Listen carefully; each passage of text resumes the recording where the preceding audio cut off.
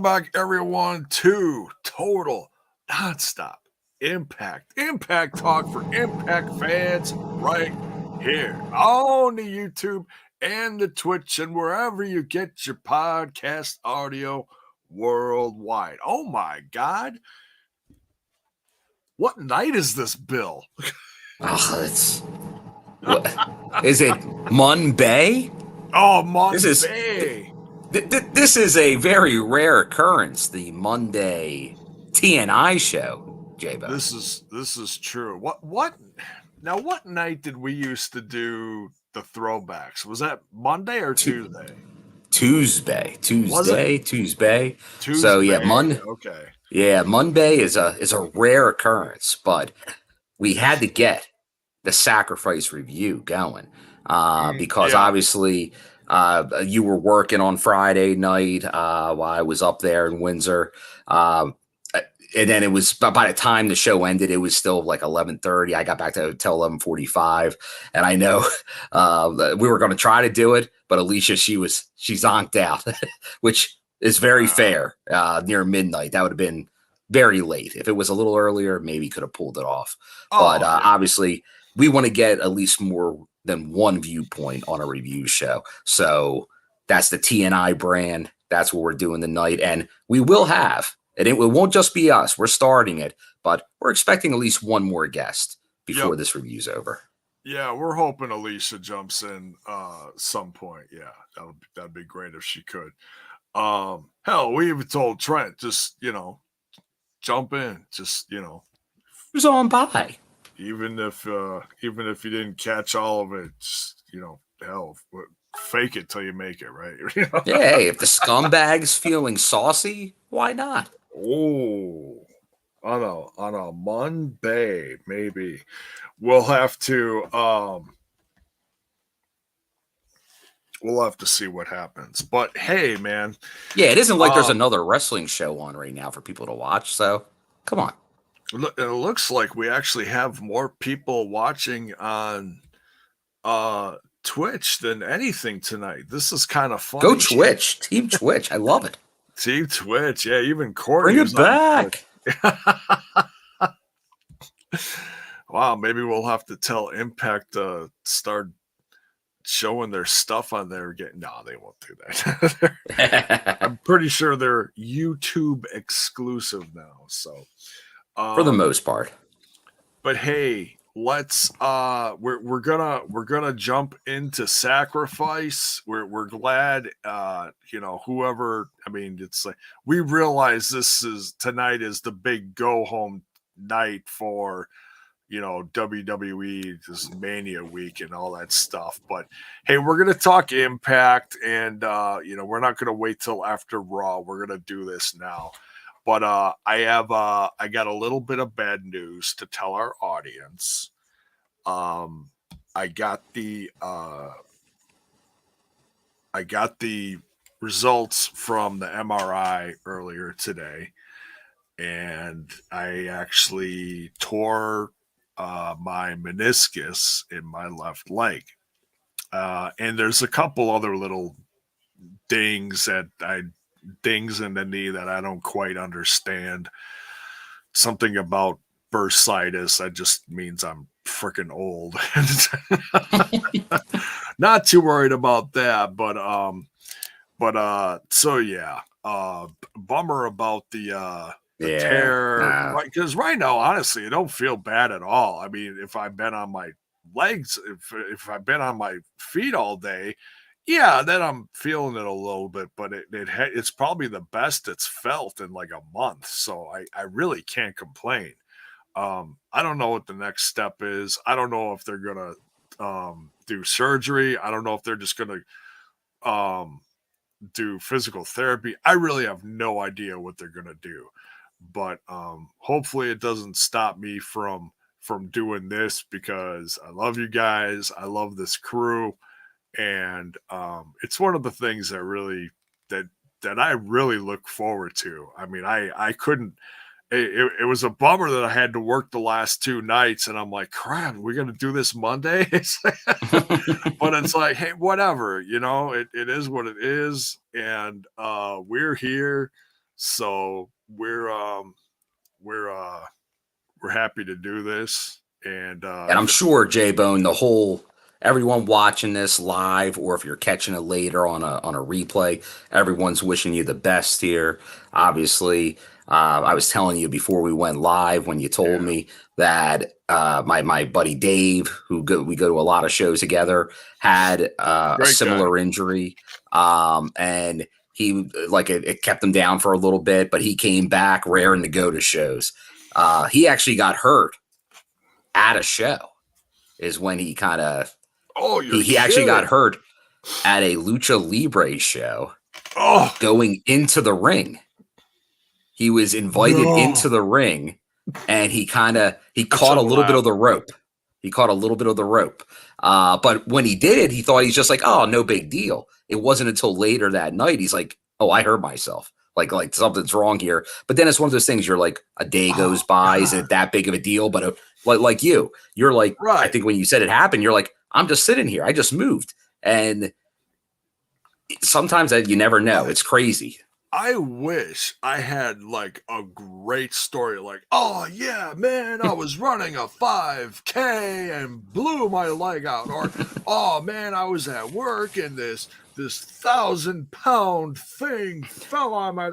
No, J-Bone was getting out of a flipping chair, and that's it. That's my story.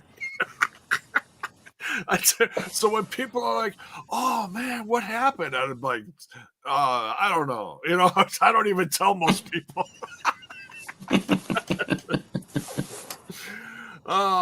Jiminy Christmas. But yeah.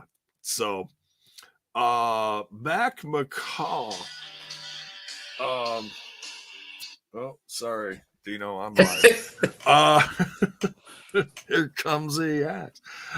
Mac McCall here in the chat says, are you guys going to do a segment on the new Backstage Hires and Promotions? We actually covered that in the review last Thursday or whenever. Yeah, on Thursday. Yeah, the Go Home show. We've kind of hit on all that. Or was it the Thursday before that? I'm trying to think of the timing of it. I think it was actually the week before. So it was not the Go Home show. It was the one before that. It was just announced, I believe, that day. Obviously, just kind of going over it. Scott D'Amore, president now of Impact Wrestling. Ed Nordholm just sticking to the Anthem, his title with Anthem, which I believe is like a chief operating officer type of role. And then I know there's a new person kind of in Anthem too, like kind of overseeing everything. So definitely some new roles, which is cool to see. And I'm sure that will just kind of help everything moving forward. But J-Bone, I know you're kind of, we started off on a little bit, obviously on a negative thing with your injury. Yeah. But that kind of leads us right into Impact related injury news that all kicked off right before Sacrifice. So we probably should go over them as well. So should we give a little J-Bone's news for this?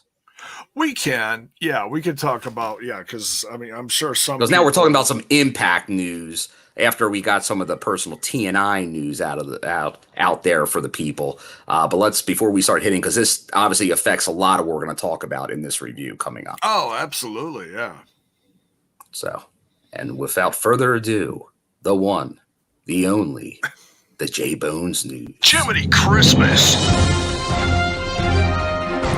And now, a special edition of J-Bone's for Sacrifice on Impact Plus. And he's searching for my fake wrestling news.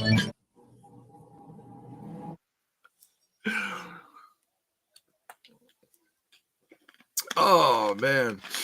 Hey, now, J-Bone. I don't want to jump on your news, but I know that the first thing we found out before the show last Thursday, obviously about the knockout settle, but we got confirmed more information during the pre-show for Sacrifice.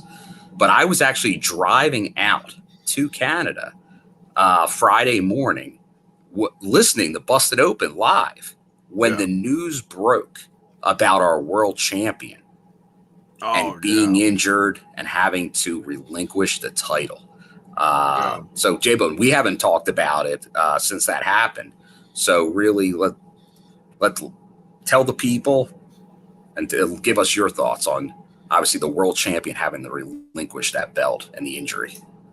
Yeah, I was actually planning, if I wasn't so busy that day, I was going to do a quick show on STP about it. But I haven't had a chance to do like anything on STP lately, and I've been like saving all my energy and time for TNI pretty much. Yeah, it absolutely sucks. No one wants to see their like it sucks no matter how long it is, but man, Josh Alexander recently, within the last couple months, became the longest reigning Impact World Champion. And that's something that we're proud of as fans, and that anybody, Impact related has got to be insanely proud of him. He's become like the next Kurt Angle-esque type, for this generation. Man, within 24 hours to have a company lose both of their world champs.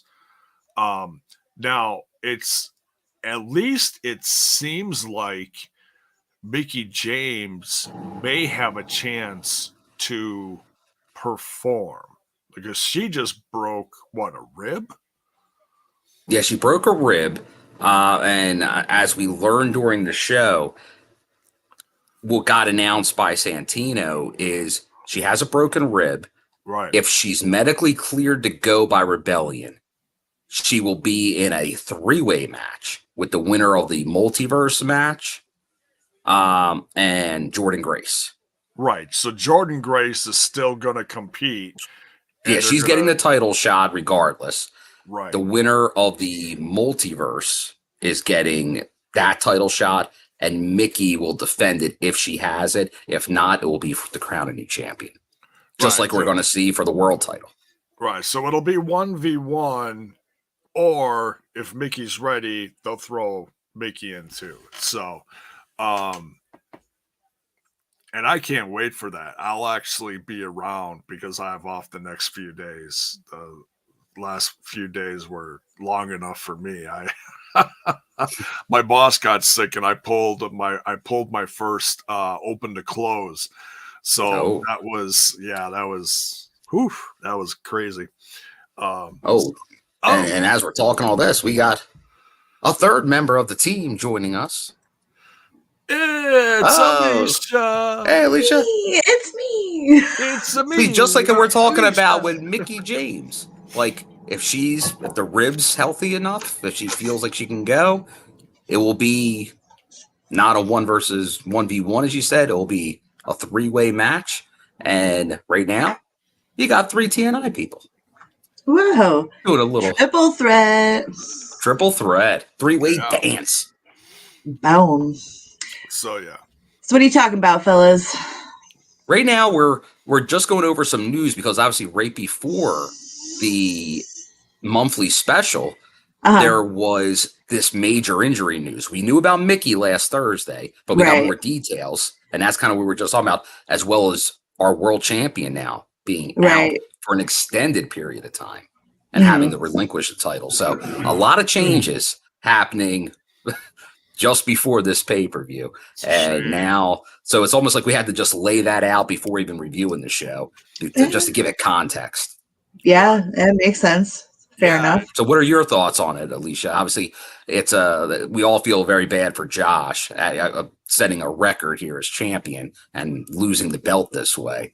Yeah. But obviously, he had a great run, and obviously, we wish him the best. But what are your thoughts on the impact? Well, it's sad and unexpected, but speedy recovery to him. I'm sure when he comes back, it'll be like he never left. But also, as Impact has proved time and time again, they're able to wing it, mama. And so I have faith that they'll be able to figure out where they can go from here. Oh yeah, absolutely. Yeah. It's a blow to the company, it's a blow to the fans, but Impact, that's the business. It's people get hurt. It sucks. It happens. It's like we found out leading up to Sacrifice within 24 hours. It's it's shocking. It's whatever. I unfortunately it does happen because the way that these people use their bodies, it's to be expected. It's unfortunate as always, but safe and speedy recovery. Mm-hmm. Yeah. Oh, here we got to show this. Blacksmith in the chat, and for those of you listening audio too. Yes. Blacksmith says, by the way, TNA fam. 100% of all sales from our Josh Alexander merch will be going directly to Josh. So, hey, pick up a jacket, pick up a shirt. They still got the jackets, right? I think those. I believe so. I'd have to take a look, but that's awesome. That's what you love to see in wrestling. Yeah. Yes, and I know I know a lot of what I call the super fans that have been going to the shows.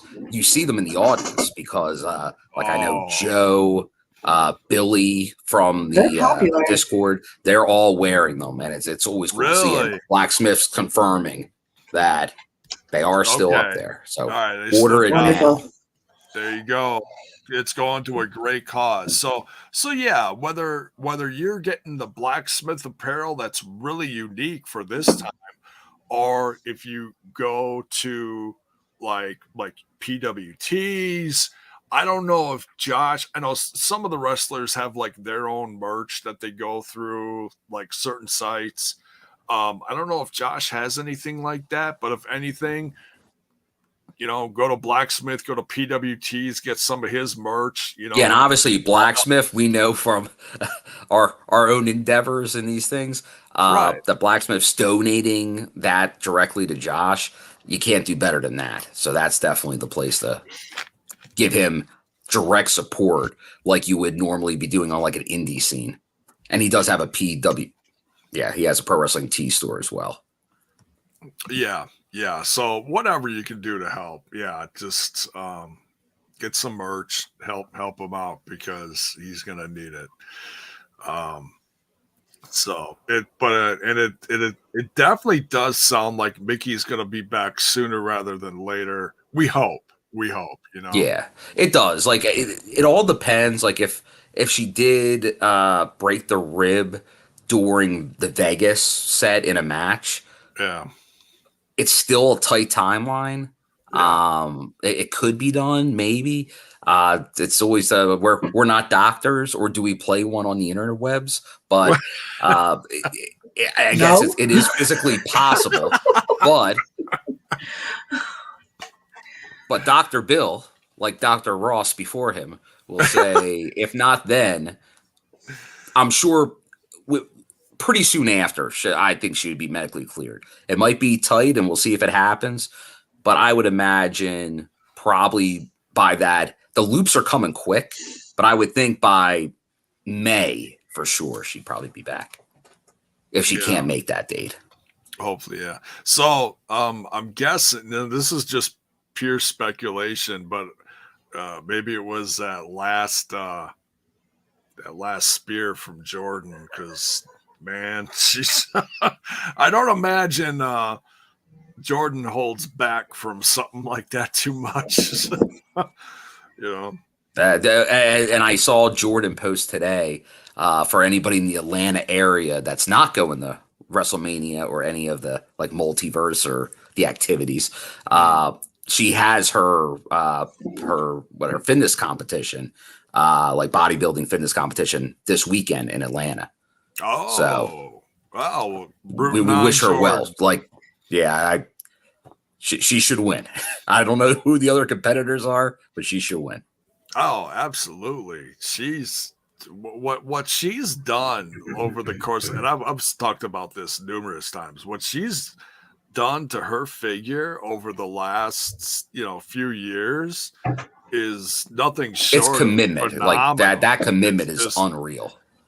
There's a Wilde Stefan. He's on the couch the whole time. I thought he left already. Who is that on my couch? Who's that? He's getting ready to fight a ghost. Like, look out behind you. Somebody's in the fish tank or whatever it is. Oh, the turtle tank back there. Oh, the turtle tank. Turtellini and Barney. Oh, there you go. Barney. For a second, I thought you were going to say Cuff and Link. No. We didn't acquire them at the same time. They're both rescues. And Barney is like 25 years old. Turtles live and a long time. Turtellini is like 18. Oh, wow. Well, she's huge. They have long life expectancies, don't they? Domesticated, yeah. Oh, okay. It depends in the wild, but domestically, yeah, they can live up past like 40 years. Don't quote me. I think it depends on the size. Like the bigger they are, the longer. Oh, it's like that's why you see those like Galapagos tortoise. And there was like a turtle that was almost near 100 years old. Yeah, it was crazy. Yep. Mm-hmm. Sea turtles get that old too, apparently. Yeah. Mrs. Bones making faces at me as she's walking past. Yeah, gosh, I don't. Talking turtles. Yeah, we're off. We're talking turds, man. Pretty sure there was a ninja turtle in the pond by my house when I was little. Man, that thing was massive. I mean, the shell. Was it a snapper?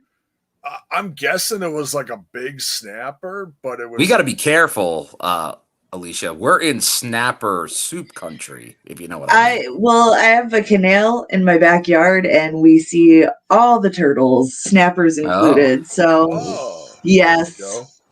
Nice. Keep the sherry away from them. Yeah. And the pizza. And the pizza. Pizza. That's why I'm late. I was eating pizza. Oh, there you go. Pizza time. Wait, hold on. Oh, we don't have a pizza. We used to have a room in the Discord for just pizza. But the closest I can give you is... We turned it. There we go. Pasta. Close enough. Italian. Although, J-Bone, speaking of pizza, because I love getting off topic, when we get to Chicago, we got to have at least one pizza party. Oh, because I see Justin in here. You'll be there. I'll be there. I'm going to be sitting next to Justin for the whole year. Yeah, we need a pizza party again. Yeah. So and yes, we'll Justin, make it happen. You're absolutely invited. Your Chicago fam. Hell yeah. You better show up. We will do with that. with your better half too. That was a blast hanging with you guys.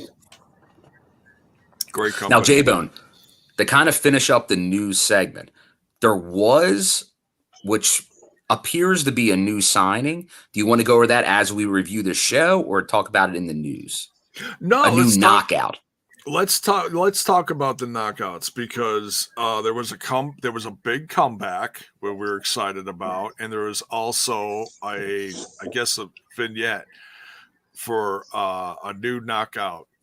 And for now, there's no spoilers as to what actually happened, but she was at the tapings the next day. We'll report that much. So we should see her on TV sooner rather than later. But it is none other than Jody Threat. Jody Threat. Jody Threat. Yeah, great. Yeah, I haven't seen a ton of her stuff, but I know Trent's worked with her in AAW, and she's mainly Canadian, but she has done some stuff in the indies around the US. Yep. She just did. Well, I saw her back in January, I think, for the XPW show then. Oh, there you go. Yeah, she was. I guess she fought. Who was that? Oh no. Oh, it's Mother something. You're right. Because I remember that's who you were looking forward to see her. Yeah. Well, everybody that they got booked over there, I'm a big fan of. So not Mother Cruncher. I just had it. Oh God, this is gonna drive me crazy. I like a good Checkers reference, J-Bo. That's good by you. I had to. Mother Endless. Mother okay. Endless. That is correct. Okay. Good memory. So, but we're very excited to have someone like Jody Threat. Now, I don't know any details as far as signing, contract, whatever. I'm sure that news will come out eventually for those that do want to know. But nonetheless, we're excited to see what she does with the knockouts. Yeah, like once again, pure speculation, but based on Impact's tour right now, which is heavy Canada, over about the next 6 months, and we know Impact deals a lot in like 6-month agreements, like the whole stuff with Jonah and stuff. I'm thinking around 6 months feels right. Okay. Yeah, we'll see. We'll see what happens. But I'm sure it could go way well beyond that. But I would think that would be a good start. But Alicia, when you saw her locally, what'd you think of her? Awesome. Because I've seen her on other things too, so I'm not, it wasn't my first time experiencing her, but I thought she had a great match. Always fun. And so and then seeing her get signed so many months later to a company that I cover, I thought that was really cool. So it's oh, she's already fresh in my mind.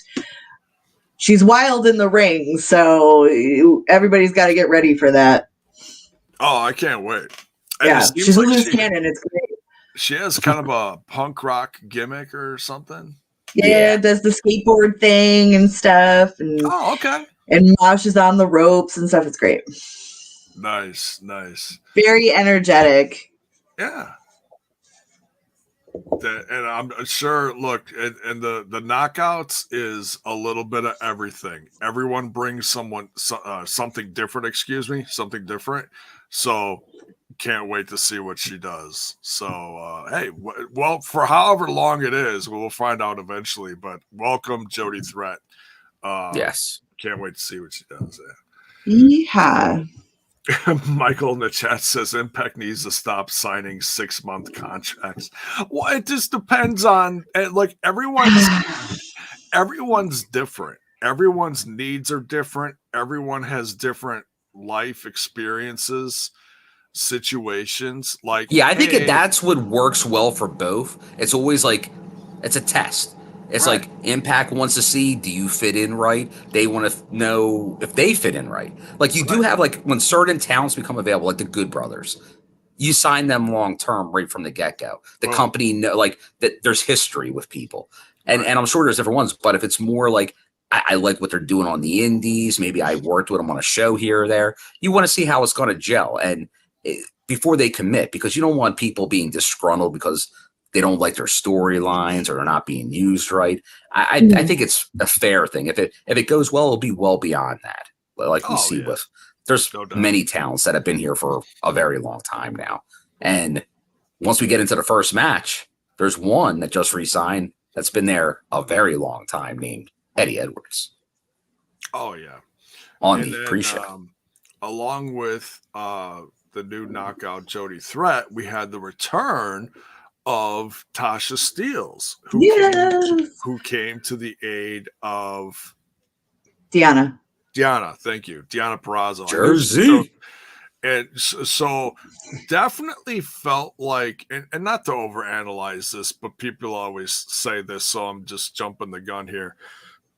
Seems like a babyface turn for the most part, but we'll have to see, I think it's a babyface turn. Yeah. And she's very popular and respected nonetheless, so it wouldn't take much to Well, she was already live audience wise on fire before Tasha left. She was already getting a fade. Like it was at least mid to upper. Like it was beyond. She wasn't getting a heel reaction. Oh. No, like when she comes wasn't. out and is dancing and all, the crowd was eating it up before she had gone off. So her coming back as a face was going to be an obvious thing. It had to happen. So we'll see how long it stays that way. But I that's definitely the right play. I know we were talking about it on the preview. We were talking about Tasha returning here. So but I feel like we probably said that before, and we, we're a clock's right twice a day. So that may have happened here. Because at some point, it seemed like the Deonna thing with the Jersey connection. I don't know how much they'll play into that. We'll kind of see. But it was definitely great to see her back. Yeah. What'd you think about that, Alicia? I thought I already said it was great. Oh, I'm sorry. I'm sorry. It's still great.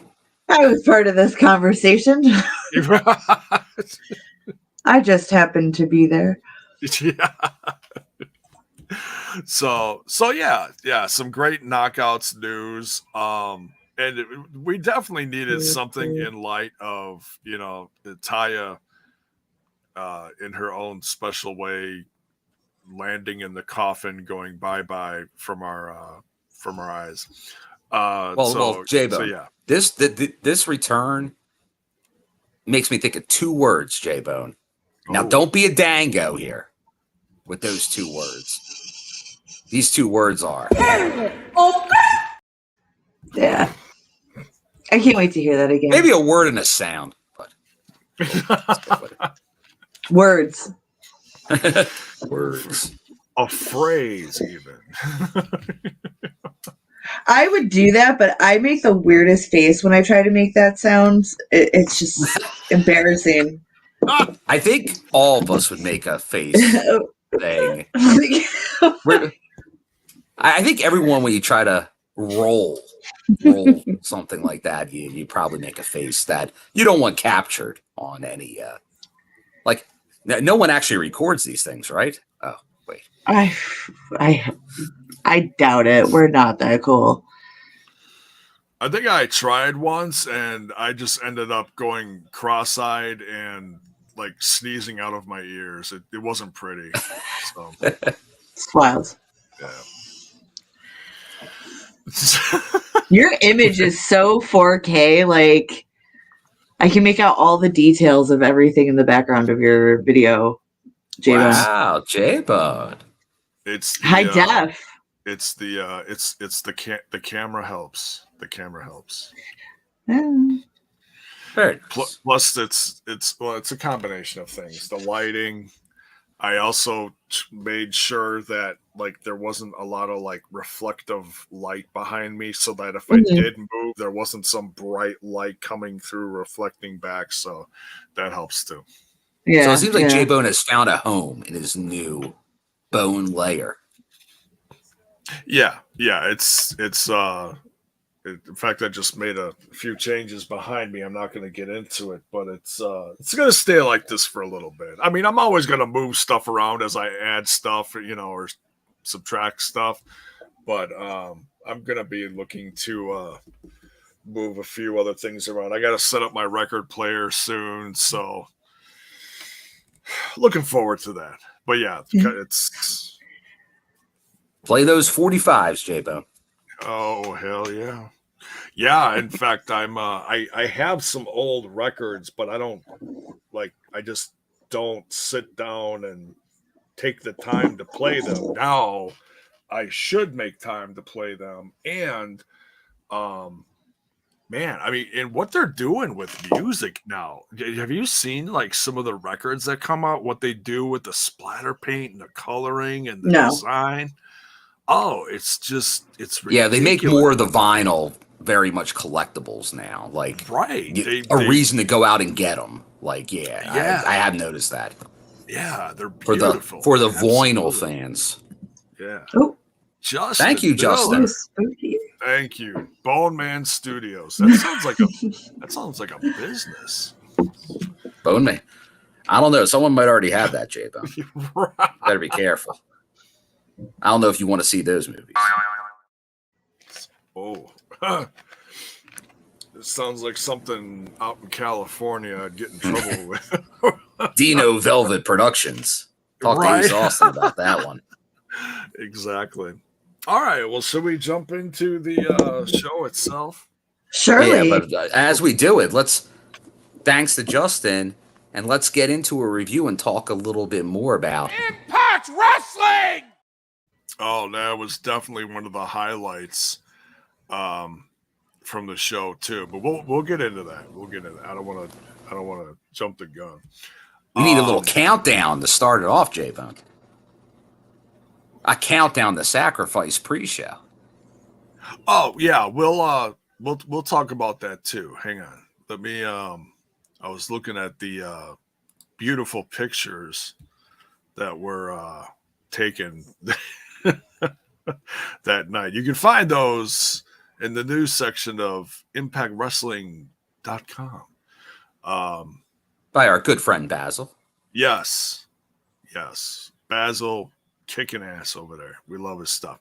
All right, so Countdown to Sacrifice is, so we got 2 matches, and ones that I don't think they were even advertised. At least I didn't see them. If they were, I think it was earlier in the day. One was definitely, I think, just earlier that day. Okay. I was gonna say, if they were, I didn't see them. So when I watched it super late at night after I got home from work, it was a pleasant surprise. We got Eddie Edwards versus Bhupinder Gujjar, and then we also had what is it? Okay, so one half of the Knockouts tag team champions, KiLynn King versus Rosemary with JesSICKa. Sorry, I was like, she didn't face. Oh yeah, she did face Rosemary. Yeah, did face Rosemary. I'm sorry. I was as surprised as you. I'm like, well, but always, hey, anytime Rosemary is in the ring, that's a special occasion. It is. It is. So what did you guys think of? I know I just mentioned them both, but what did you guys think of these countdown matches? I liked them. Like you, J-Bone, I didn't really know about the pre-show matches. Because like I said, I was traveling. I found out like when they were there, like I heard a little bit as like they were kind of getting ready. I think Penzer was kind of giving us a little heads up on some stuff going on. But no, these were Alicia, go ahead. And I do want to focus maybe on that Knockouts match. Are you guys assuming that I saw the Countdown show? I didn't even know it was there. Honestly, really? Alicia, I thought that could be the case. You set him up, and I'd knock him down. Yeah, I thought that could be the case. I gotta do a code like, hey, I didn't watch it. Okay. I don't watch all the pre-shows of all the papers. Well, yeah, it's a different feed. So you got to look for one feed than the other one. It isn't one exactly. Right. Although, if you are on the, I think there's actually 2. Like, there's a free feed that just plays the pre-show. And if you're one of the Ultimate Insiders, you'll watch the pre-show and it rolls right into the main show. Okay, I wasn't being there at it. I obviously wasn't watching it in that format. Right. So that's good. If you can just watch it and it goes, because I know sometimes, especially like with BTI and all, you got to go from one to the other. So if they're just having one continuous feed, like I know sometimes when the Big Four and during the pandemic we would watch it, you'd have to go like on YouTube, watch the pre-show, and then go to like Fight and watch the main card, or get a new Fight feed for the main card. So, but that's good. Mm-hmm. So J-Bo, talking about the matches real quick. Yeah. Obviously Eddie. Now, once again, it seems like I know Alicia always is talking about like with Maclin wearing the paint for the big matches. Eddie is now doing the Mohawk for pay-per-views and no Mohawk pretty much for TV. So he goes full, like his Mohawk was sturdy, Jay. I thought he was at the last taping stuff he did for Vegas. I thought he had the Mohawk. Maybe he has it at times, but it was like way like it was. Oh, he dyed it green. I saw that. Yeah, he dyed it green. That's it was new, more right? Yeah, that seemed new. That seemed new. Okay, newish. Yeah, like he may have had some green in there, but it was a noticeable Mohawk. Well, for like his Honor No More stuff, he went more instead of black and green, he was red. And red. Yeah, he did red Mohawk for a bit. I always thought he had the brown hair. So he's kind of going back to his roots. No, I meant like more like his gear. No, I know. Yeah. So. But yeah, Rosemary was great, and it seems like I don't know. It seems like we're gonna get a little more vicious, like a vicious side of her after all this. What was that? Oh no, it sounded like a CB radio. Oh yeah, like maybe it almost sounded like it was like me and her background. It was weird. You know, maybe it was a CB radio. Maybe I don't know. Breaker one night. But yeah, it seems like Rosemary afterwards, after this win. So I don't know if this feud is going to continue or what, because it's like, oh well, she pinned half. Typically, you pin one half of the tag team champions, you get a rematch. So I don't know if this is going to go back and forth for a bit, if it's going to have, like a revenge setup thing. Like, hey, we have to get revenge on them for what happened to Taya. So maybe it'll continue a little. But it seems overall that this Rosemary is much more vicious than before. Like before, she was still kind of like playful, evil, little sinister, mischievous. Right. Mischievous. She was feeding off of Taya's kind of party vibe, JesSICKa's party vibe. But now Taya's gone. Jessica's upset. And so I think Rosemary is just going to be balls. Yeah, she's getting to her roots. And I know people are saying in the chat, and this has been noticeable for a while. Obviously, she had a pretty major injury a while back, Rosemary. But in ring, she's looking like she's right back to where she was. Obviously, which great is shit. One of the. Obviously, she's a great character, but she also is a great in-ring performer. And due to injury, we weren't able to see the best of her. And that's why I think obviously she was more limited to like tag. And you even saw during the Death Dial, she wasn't in there as much as Taya and JesSICKa. So maybe the whole thing with Taya leaving, that opens up Rosemary to be more in-ring, which is great to see. And I'm agreeing with Barry there that I still think another title run from Rosemary should be in the cards at some point, but I know she's one of those characters. She doesn't need a title, but she is the face. Like she's the longtime face now of the Knockouts. Yeah. Oh, definitely one of them. Absolutely. Yeah. She's been around, one of the longest. Definitely. Yeah, I remember her debut was in Bethlehem, Pennsylvania. And it was in 2016, so it's been a while. Wow, yeah, and that was her evolution has just been wild to watch. Going from you could almost make like some type of like all of her different face paints and looks and haircuts and gear. Like she really hasn't just relied on one type of like her character's always evolved. Yeah. It's like been in similar genres, but it's always changing slightly. Alicia, would you like to see another title run from Rosemary? Why the hell not? There you have it. It's wrestling. I want to see a title run from everybody, right? Yeah.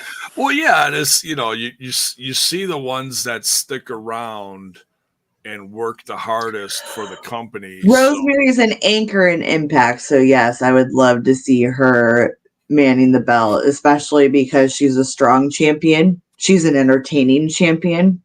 Even whatever they put her in never seems like it goes stale, so it would be cool.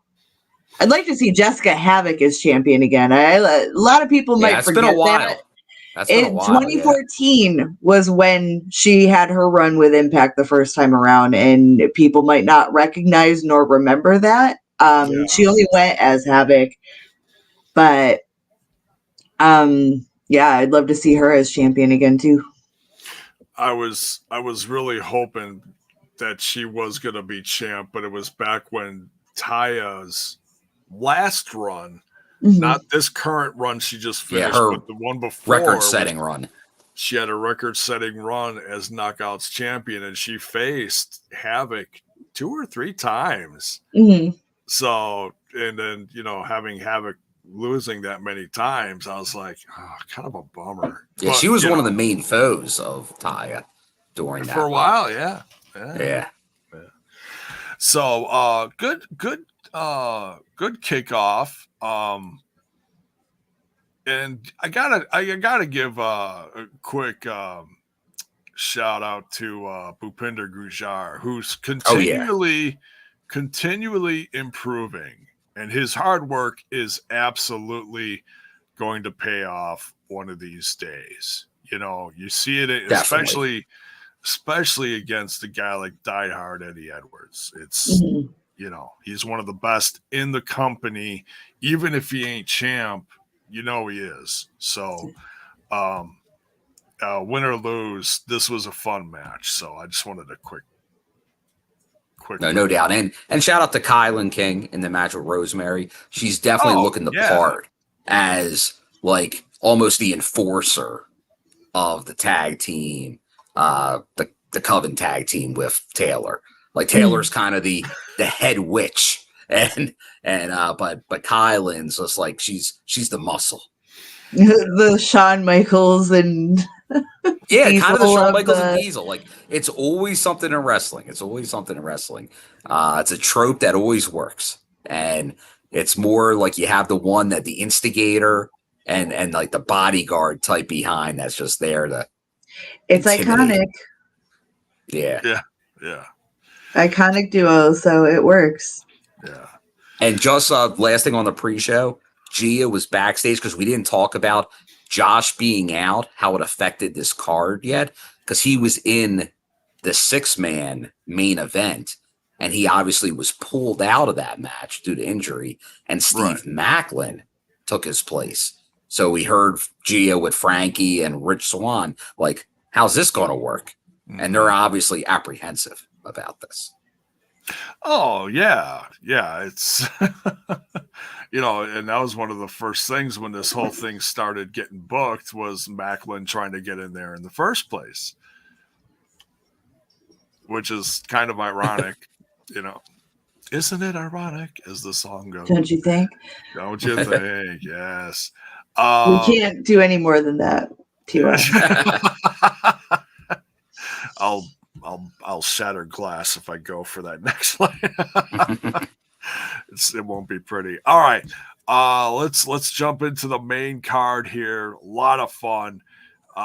We got Mike Bailey versus Jonathan. The rubber match. Oh, this is So that.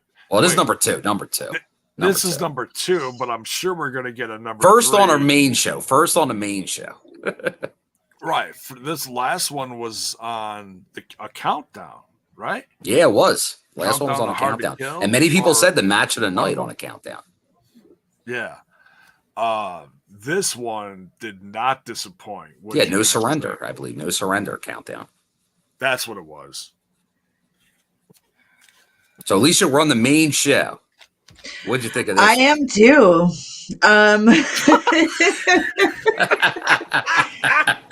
It was good. Granted, not my favorite pay-per-view, and I'm sure we'll touch on things as we get there.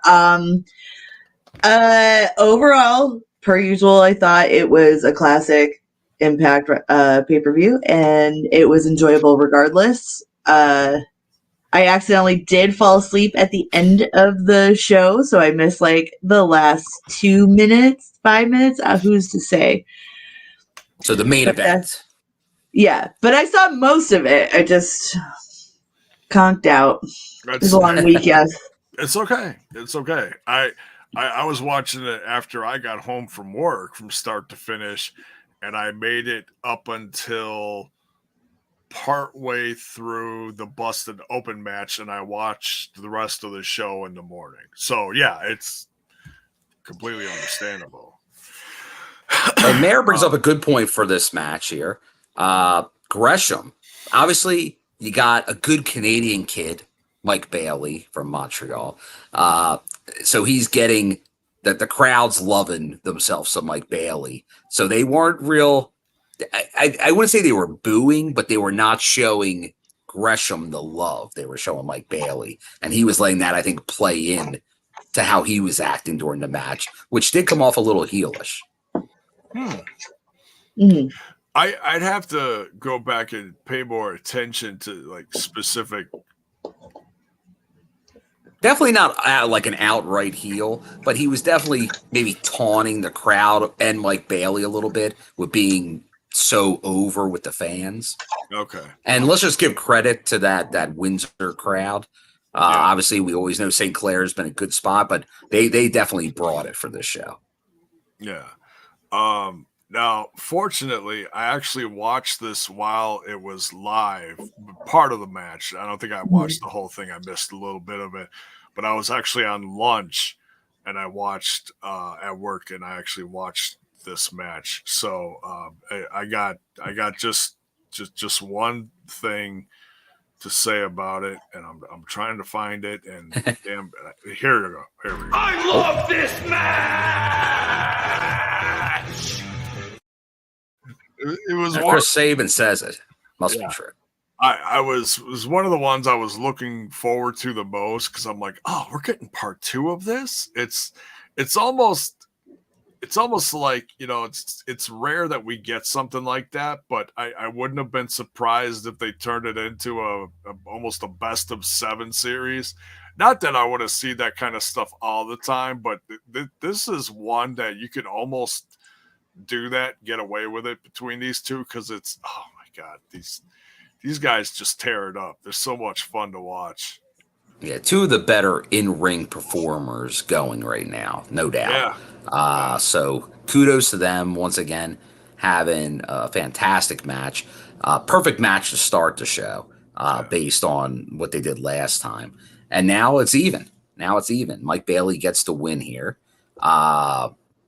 Be interested to see where they go from here. Because obviously we saw them in between tagging together. They got to win as a tag team. So are they friends or are they enemies? But it looked like they had mutual respect at the end of this. All the frenemies. Good old frenemies. But Alicia, what do you think? We were friends. Oh wait, you started out the conversation, right? Yep. Yeah. So. But I will say, again, that this was just a fun match, and it was interesting to finally see them against each other as opposed to the little hodgepodge platypus tag team that they've been in.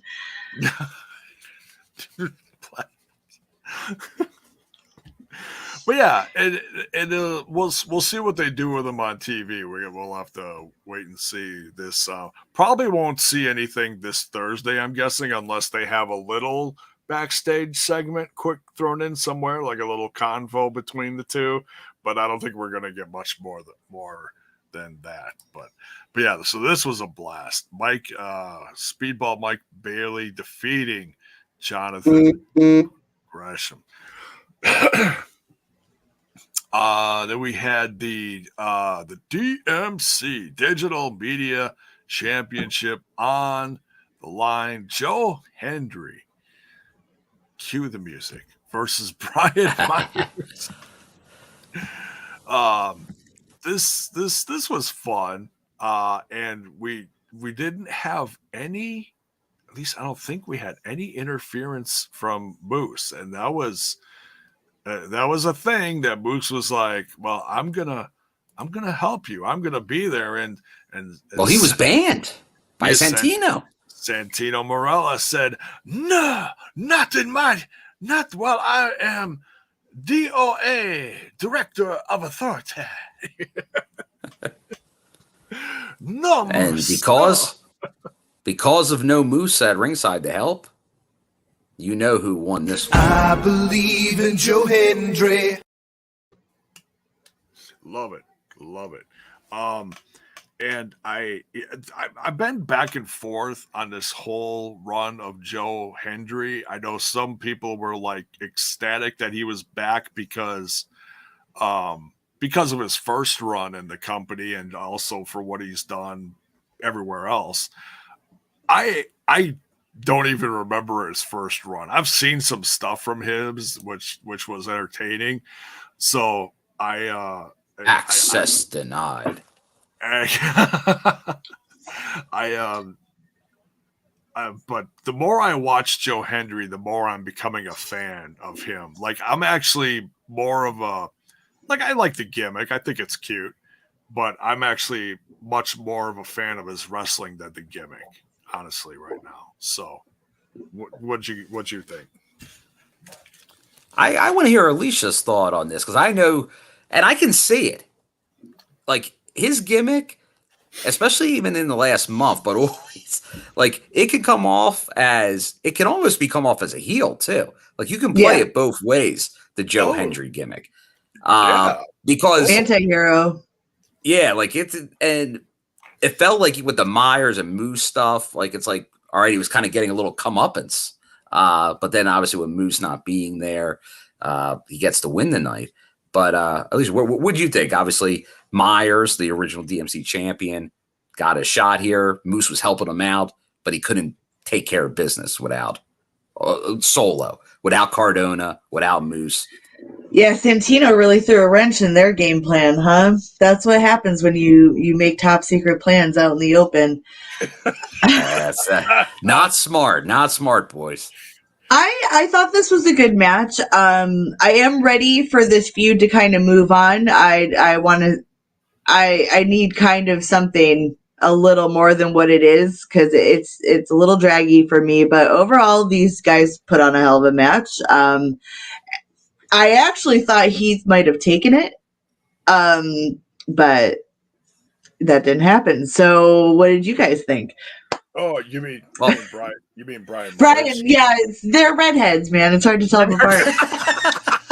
They all look alike. They all look alike. If you're a redhead, you just all get lumped in together. That's Oh, baby! I love it. Sorry. That's good. No, that's I hilarious. stand corrected. Brian That's okay. Myers did not win the match. What show were you watching? No. Oh man, but yeah, it was a lot of fun. Yeah, you know what? Honestly, Alicia, I feel the same way. Like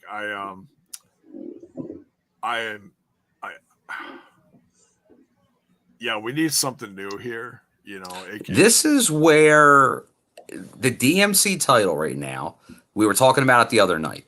Technically, this is really the only intergender belt still that's out there that supposedly is an intergender title when it started. So let's get a knockout as the next contender to Joe. But that's going to be tough. Can Joe continue a face, or will it come off so heelish if he starts taunting a knockout the way he's been taunting people? What knockout? You gotta be careful. That depends. You're right. Like, if you did it with like a Masha, it doesn't matter. But you're right. What Which about knockout? Alicia Edwards. Oh, Lish. Oh, Because I feel like if you put her against him, she's got that street smarts, that Boston street smarts to like counteract them at every fucking turn. That's why she always kept Swinger in line when she started that whole mess. The Mamarella. The Mamarella. So, and she's got that Kendra, the kendo stick. oh. My money's on Alicia. Anytime, listen, if I can try and get Alicia Edwards on TV at any point by just talking about how much we love her, come on, give us what we want, which is Alicia Edwards on TV Yeah, like every the week. underappreciated knockout that's been here a very long time. Yeah. Put that digital media championship on her, man. She deserves it. Almost as long as Rosemary, I think. Yeah, she wasn't there when 20? Eddie, like the Wolves, but a little while after that, she did start showing up. It was when Davies and Angelina turned on them. Right. And that was 2016, I want to say. Yeah, it's similar time frame, but a little, I think, just after. Like, because she, like, pretty much Rosemary debuted right at the beginning, like January. And I think Lish came a few months later. Yeah. Is Jordan in that? There you go. Hashtag it, Justin. Lish for DS. No, put it on she's Twitter. already got her spot. What's that, Bill? It's Deonna. It's Masha. It's, I believe, Killer Kelly. No, it's Gisele. Gisele Shaw. Oh, it's Gisele. Giselle's always in there. And then Gisele the girl from Stardom, I think, or Japan, Joshi. Yeah, it was Joshi. Yeah. Yeah. So, but no, I was just thinking. I know Jordan's been doing the whole knockouts title thing, versus Mickey. But I was thinking, hey, did Jordan get a shot at it already? I'd love to see Jordan. Oh yeah, she feuded with Cardona over. Yeah. Oh, she did. Okay, she lost it to Cardona, right? Yeah. Oh, that's she did have the title. She was the first. No, Myers. No, Myers. My brain is. I'm so sorry. Like, yeah, great. It's Monday, y'all. I already held it, dumbass. Oh, I'm sorry. Oh, not enough caffeine today. It's Monday. Yeah, it is. It is totally. It's sounds like somebody has a case of the Mondays. Oh, if anybody had a case of the Mondays, it was me. Let me tell you. But wah. Exactly.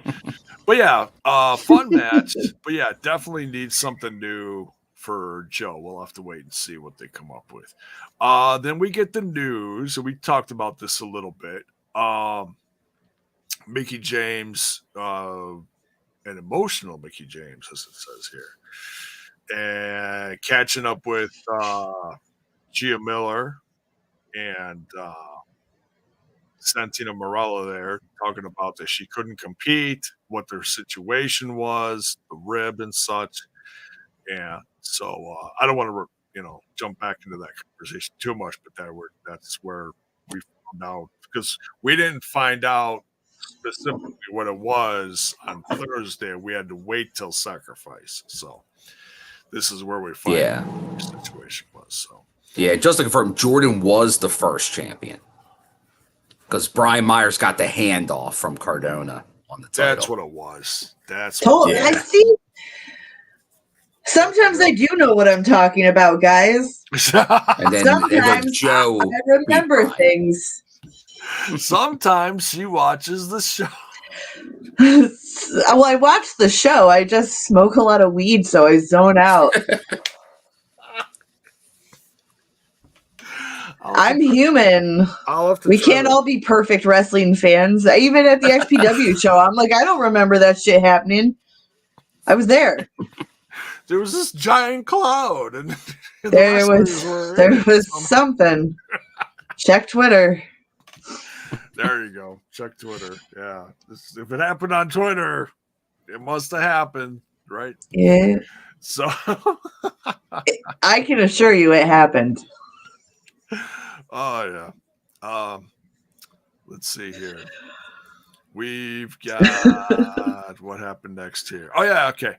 Deonna Purrazzo versus Gisele Shaw with Jay Vidal and Savannah Evans, kind of sporting a new look at ringside. Kind of very similar to a bodyguard look. Yeah, I was gonna say she looked like had the earpiece and everything. Yeah, she had like the oh god, what kind of Secret Service? No, it was like something else. Just like almost like a mafia look, you know? It was cool. I liked it. Cool change. Different hairdo. Just looked like like Gisele's muscle. It was great. Gisele has a whole entourage. She does. And sometimes they wear chili, and it doesn't always go well. And sometimes they fuck up her title shots. Or every time they fuck up her title shots. Listen, I'm going to keep standing on it that Jay, I get. But having her paired with a bunch of people, I feel like goes against her actual ability in the ring.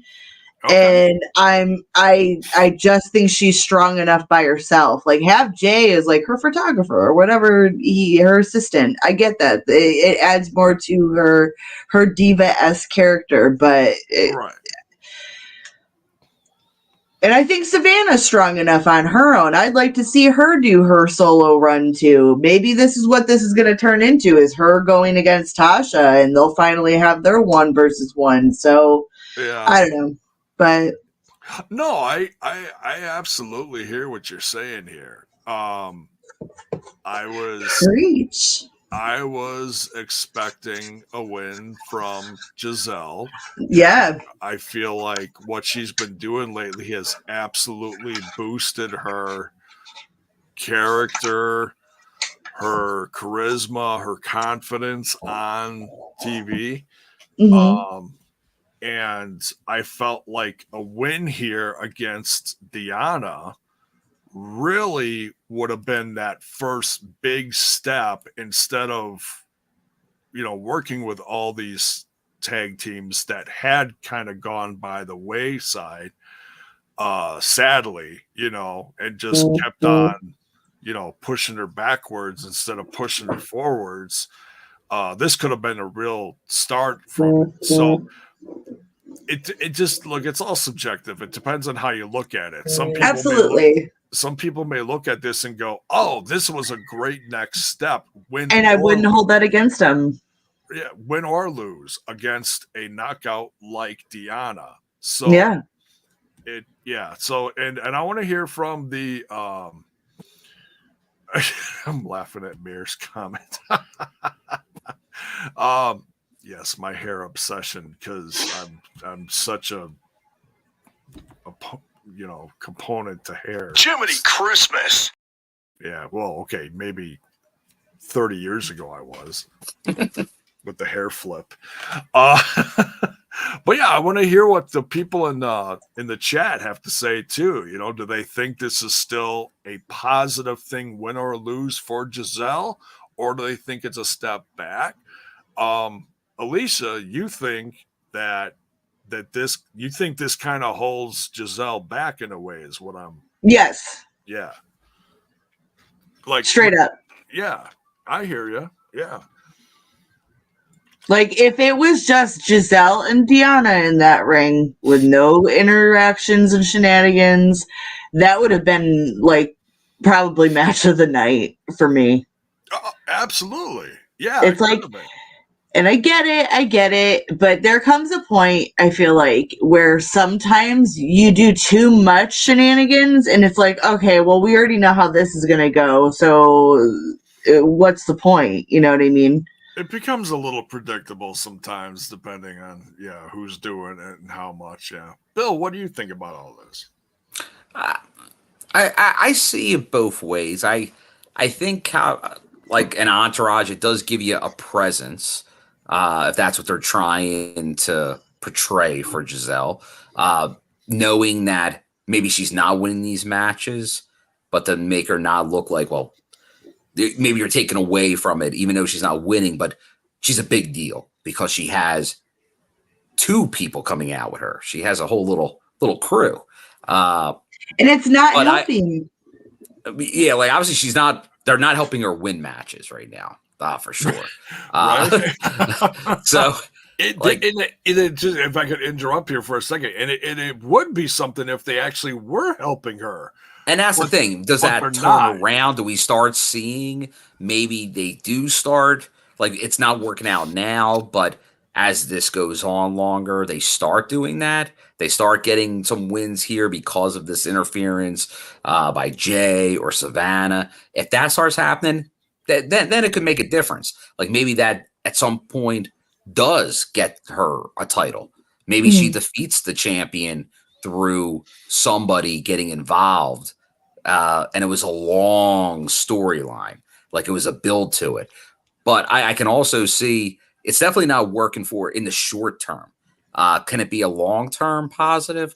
Possibly. But if it doesn't work out, then I would agree with Alicia that it really obviously they put Gisele like she's a big PR person for them right now. That she's featured a lot. She's had a lot of title chances lately. She's not coming out on top of any of them. Maybe she gets involved in the DMC, the digital media. I wouldn't be opposed. She is like that. Maybe that's a fit right now. Because you're right. If she's not going to go over, kind of having her in a lot of these but not being successful can have a negative effect overall on can she win it? And I'm with Alicia. I knew a little bit about her before she came to Impact, and is a very good wrestler. And we see it at times in matches. It's like when kind of restrictions are off and she can show the athleticism, like she'll, like the chops she can do are crazy. Like she can really go in the ring, and we don't see it all the time because they're more coming as a character. And obviously with all these things going on with her crew, but it is kind of taken away from her in ring. And I think that's probably Alicia's biggest criticism on it is we don't get this, like you could see her and Deonna tear the house down. She's right. That could have been the match of the night if they just were able to go. Yeah. I completely understand that way of thinking there. I liked it though. I mean, it was still a good match, but I totally get that point of view there. Then we talked about a little bit about this earlier about one of the big returns of the night is we see Tasha Steelz come back, and wow, did she come back to quite the pop. What I want to get Bill's reaction because he was there. How is the crowd response to her showing up? The crowd response was definitely like she definitely got a very good pop from the crowd there, no doubt. Like I kept looking. I'm like, come on, now's the time. Do it. Have her show up. But when she came out, it was long overdue. We've been wanting to see Tasha's return, but it was a great time to do it. Got in there anytime, just like when Mickey does it, coming out in those shoes. It's like, as the wrestler, you're like, this is probably not a good idea, but she was able to do it. She's a pro. But no, a babyface reaction. She was already kind of getting that previously. So it's good that the crowd, the crowd jumped on it.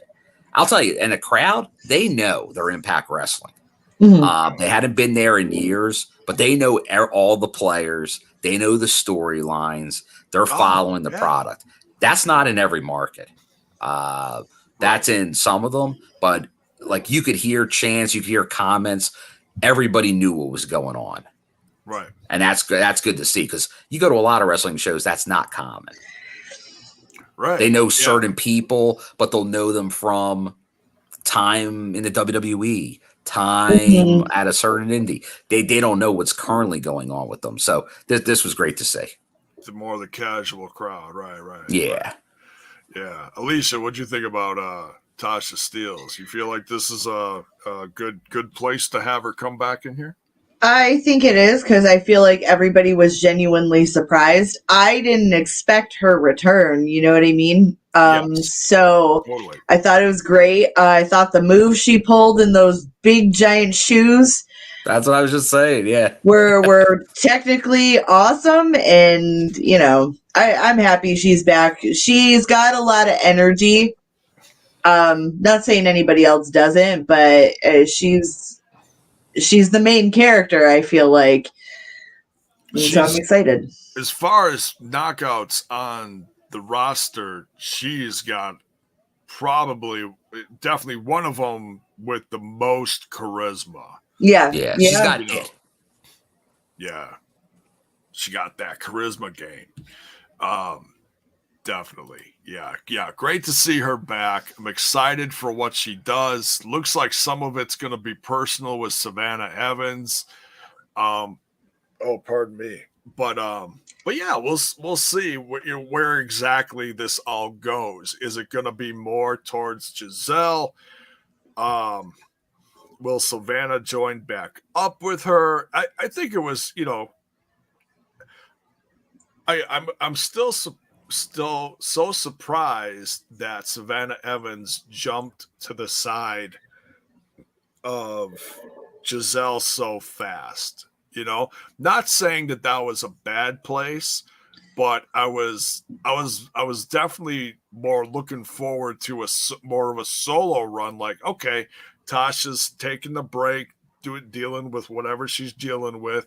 We didn't really know if it was injury, if it was personal or whatever, but whatever the case is, I really wanted to see Savannah break out because I think most of us were, but we'll see what happens. We'll see where this goes. Either way, I'm excited to see Tasha back and see her kicking ass. So yeah, once again, we talked about earlier with Jody Threat joining the Knockouts division, Tasha's return. Definitely needed with Taya leaving. You needed some more reinforcements, and that's a great one right there. Yeah. So, all right, then we had Kenny King King versus PCO. Eddie Edwards came out with Kenny King. Man. I never get bored with PCO's shtick, What was the spot of the night, J-Bone? I'll tell you what, I almost pop. I mean, I know he's gonna do crazy shit in the ring, but I almost pop more for like just watching him come down the ramp and doing the whole. It's just a the whole Frankenstein spaz thing. I just absolutely pop for that.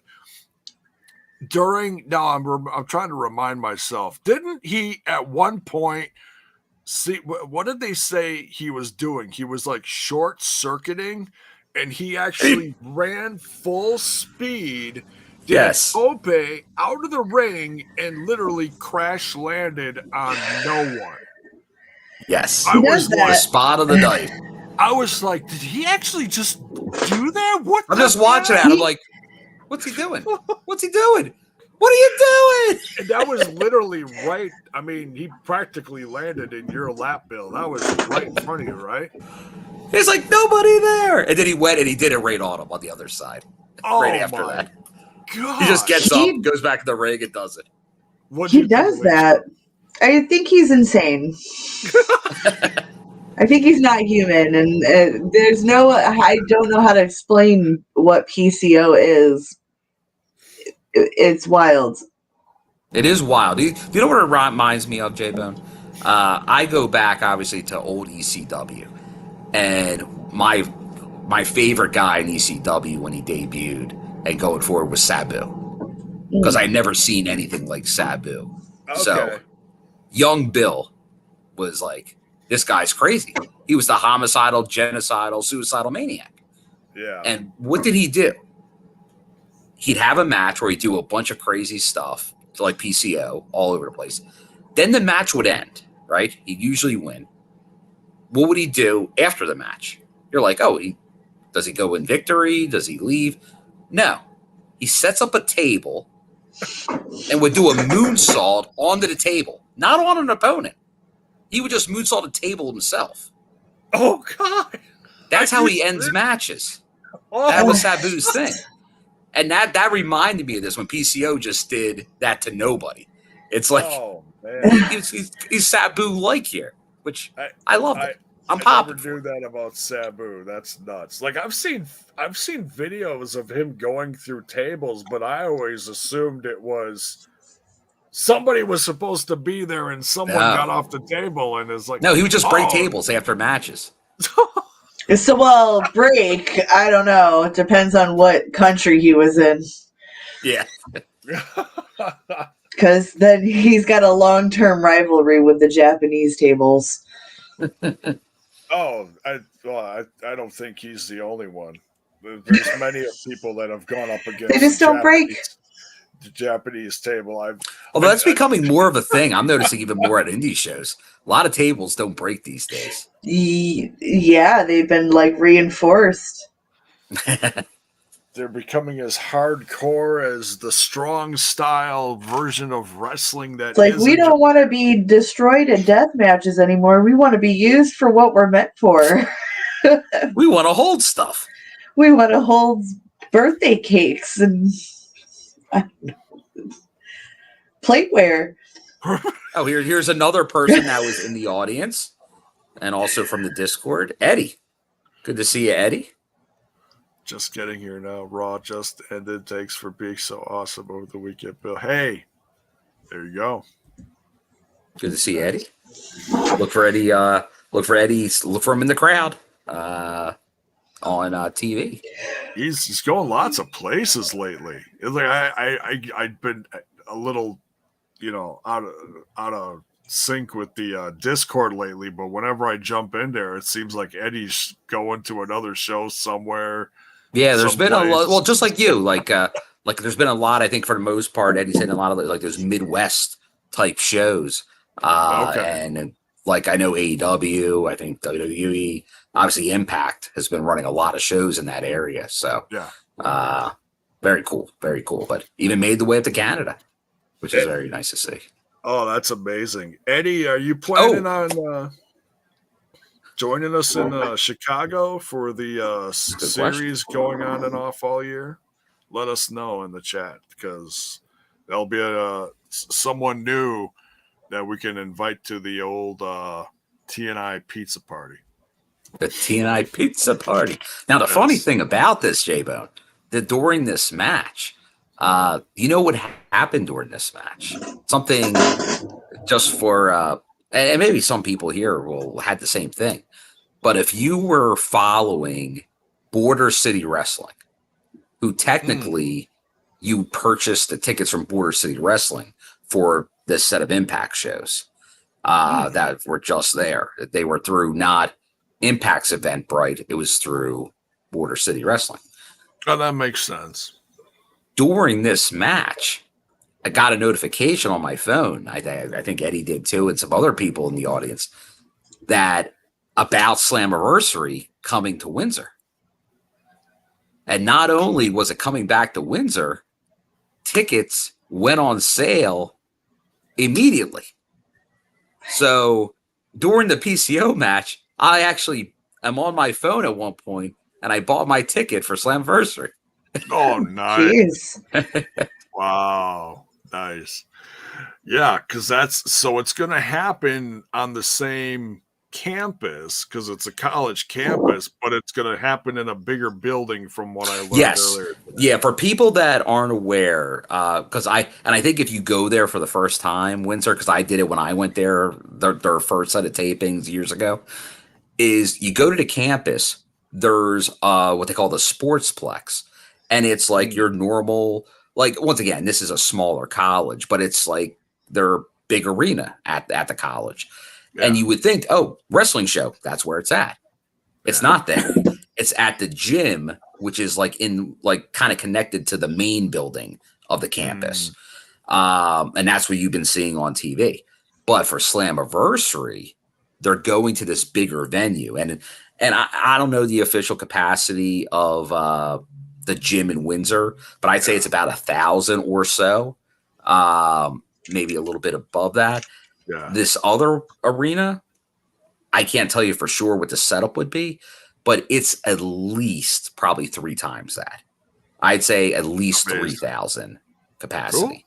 Cool. So definitely looking forward to that. I think obviously by announcing it early, like they did Bound for Glory, and I see Eddie's also attending Bound for Glory, but Bound for Glory only. But that's great to see. Okay. With this advanced notice, like they did for Bound for Glory, I think they're going to get a big crowd, which is great to see. Oh. And obviously Canada's been showing up, like the next Forbidden Doors show and all. Impact's running these shows there. There's been that pent up because obviously during the pandemic, we didn't have as much wrestling options, but we had a lot more than Canada did. Like they didn't have anything for a while they could go to. So there is definitely pent up demand for wrestling up there. Yeah. So Impact, a lot of these other companies, I think, are kind of take advantage of that right now and get shows in front of the people that really want to see them. I was just quick looking at the results here. They actually had that spot where it said, "Oh, PCO just glitched," and he dives through the ropes and he lands flat on his back. It's like, dear God. Oh, it's crazy. All right, so then but PCO gets the win here. He defeats Kenny King. And that was what, even though he was using a steel chair on PCO to no effect. Well, that's just, you don't take out PCO with a chair. No, you need to like drop a building on him. It's just silly. What, a chair? Really? Come on. Then we get the promo that Jody Threat is coming to Impact Wrestling. So, yeah, very cool. Very cool. What'd you guys think of this promo when it went up? We already talked about this. But very cool. That's right. Yeah. At the beginning of the show. Right, yes. But definitely podcast check it out. Podcast free. Yeah, I'm losing steam. I feel you. It's shush over there. Mrs. Bowen says it's operator error. It's just very nuts. Operator error. It's not very good. Nice. All right. Little Jim Croce. Operator. Yeah. All right, let's go. All right, next match here, we got the X Division champion Trey Miguel going against Lince Dorado in an X Division championship match. What did you guys think of? Now, I don't think this is the first time Lince Dorado was in one, but this is the first recollection of, like, me personally. Like, I don't remember the first time he was in the ring. I'm guessing was like, I think they said 10 years ago. I don't remember that. Well, I don't remember what the hell I ate yesterday. So, speaking of operator error, but Trey Miguel versus Lince Dorado. What'd you guys think? Spectacular match. Oh yeah, ton of fun. Would you and the get up that Lince Dorado had in the like that? It was like a robe. He was just kind of like strutting down. It was like, wow. Yeah, like I've been seeing Lince because MLW's been playing Philly a lot, and he's pretty much a fixture there. And he was actually at the latest PPW show as well. But big fan of Lince. He did some crazy stuff in this match. Very talented guy, and you're right. Like this, he did do some TNA way back. But seeing him, one night only. What was it, against Kazarian? So it's funny that Kazarian was also on the card. But seeing him now, like obviously much more established in his career, and once again going against Trey Miguel, who's been having a great run as the X Division champion, another banger of a match. But I wouldn't mind them running that back. I'd like to. It'd be great to see Lince get in there with a bunch of the X Division type wrestlers. Yeah. He's a natural fit in that division. Mm-hmm. Absolutely. Yeah. And if he's hitting MLW and doing this in Impact, then that tells me he's just really enjoying his free agency, which is fine. Yeah. You know. And he was in the WWE for a long time too, wasn't he? Wasn't he? Oh yeah. He was part of that Lucha House Party. Lucha House Party. I was trying to remember what it was. I'm like, okay, it wasn't the Mexicools. That was like 10 years. A little while back. But yeah, I love Lucha House Party. I couldn't remember Metal Leak and Kalisto. That's it. Yeah. There we go. All right. Brain is completely gone now. Just lost my brain on that one. It's fried pickles. But yeah, great match. Trey Miguel does defend successfully, and I'm hoping. No spoilers, Bill, but I do hope that we get more of Lince in the future. We'll have to wait and see. But yeah. Like I was up Impact Wrestling, tag them and let them know you want to see more Lince. Yeah, definitely. So, all right. Now, next is probably my favorite match of the night. You guys know I love some good old-fashioned slamming, jamming tag team wrestling. This match was absolutely sick. TMDK, the Mighty Don't Kneel, consisting of hysterical Shane Haste and Bad. I've never seen this guy before. I have. He's awesome. Mind, Bad Dude Tito, number one. What a name! His name alone, I'm like, oh my god, Bad Dude. He came out, and I'm like, you're a bad dude, Tito. Did he high five you, or did he? Oh no, he just gave a little smirk. Okay, all right. He's like, I get that every show. Thank you for doing that. Right. TMDK versus the Bullet Club, defending their Impact World Tag Team Championships. Man, I just if I'm gonna rewatch anything from this pay-per-view, I'm watching this match. I can't say enough about it. But the Multiverse show, J-Bone, you'll get to see both these tag teams in there with two other very interesting tag teams. Right. I'm trying to remember who else is on the card. It's isn't it the Machine Guns and Aussie Open, right? Aren't they the other two? Oh yeah. No, Ozzy Osbourne. Ozzy Open. You're close. Is so cool. They're another great team. With the international flair going back and forth between New Japan. And, they do stops in AEW. They're doing stops here and, showing up in Impact. Great stuff.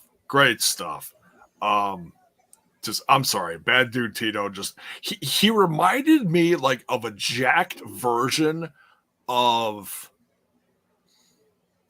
what was it, Mark Miro? Am I thinking of the? I'm trying to think of the Johnny guy B. Bad.